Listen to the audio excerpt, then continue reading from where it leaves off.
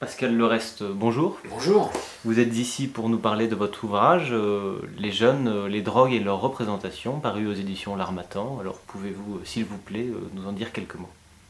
En effet, donc Les jeunes, les drogues et leur représentation est un ouvrage issu de ma pratique professionnelle et qui traduit l'ethnographie, on va dire, que j'ai pu réaliser sur un territoire qui est celui de l'Eure-et-Loir. Donc dans les fins des années 90, début des années 2000. Et cette immersion sur le territoire m'a permis de pouvoir comprendre un peu les représentations des jeunes, donc aussi bien en âge collège qu'en âge lycée, sur la question des drogues.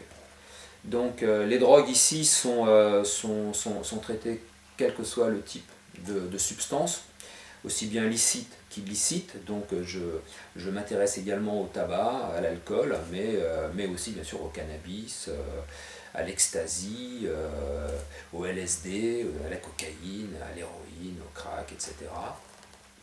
Et je cherche en fait à montrer, chemin faisant dans cet ouvrage, que les représentations que les jeunes se font des produits toxiques sont des représentations qui évoluent en fonction de l'âge. Donc on n'a pas des représentations qui sont fixées dans le temps.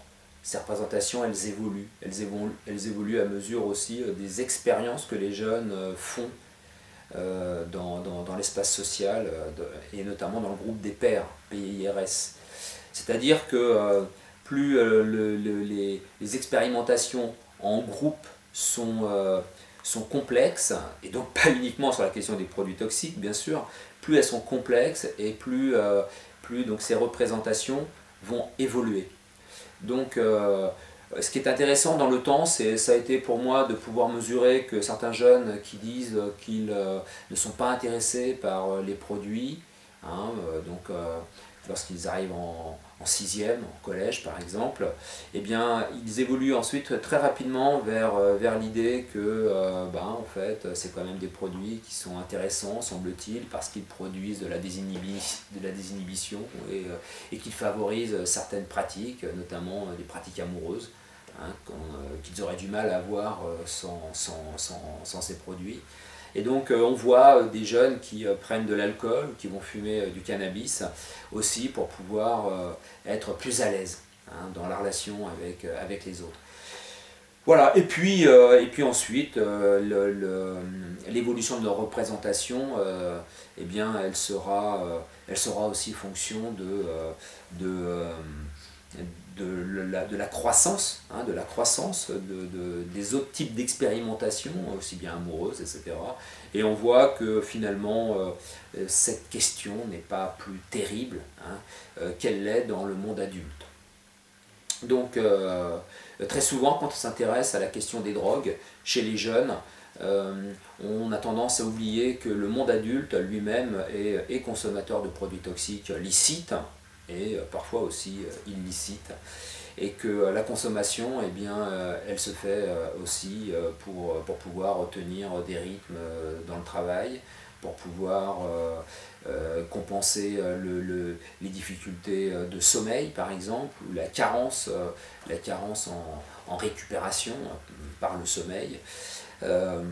Et donc en fait les jeunes, bien souvent quand ils commencent à prendre des produits, eh bien, ils le font par mimétisme, c'est-à-dire que ils imitent d'abord les pratiques qui sont celles de leurs parents. Et donc, chiffre à l'appui, je montre que finalement, plus les parents sont consommateurs eux-mêmes de produits, et plus le risque est grand que leurs enfants le soient tout aussi. Et en même temps, je cherche à donner des solutions dans cet ouvrage pour tenter aussi de minorer les tensions, hein, dans les familles. Bien souvent, lorsque les parents apprennent que leurs enfants sont consommateurs, la consommation de produits toxiques, elle peut être simplement pour expérimenter. Ça peut être aussi sur une dimension récréative ou festive, Et donc ce n'est pas parce qu'un enfant prend des produits, qu'il s'agisse d'alcool ou de cannabis par exemple, que pour autant il va aller vers l'addiction. Et donc cet ouvrage, Les jeunes, les drogues et leur représentation, est aussi pour moi un moyen de dire aux parents qu'il y a des manières d'agir et de solutionner les difficultés qu'ils perçoivent avec leur enfant, les solutionner sans entrer dans une radicalité de représentation s'agissant donc de ces produits qui bien souvent terrorisent les parents.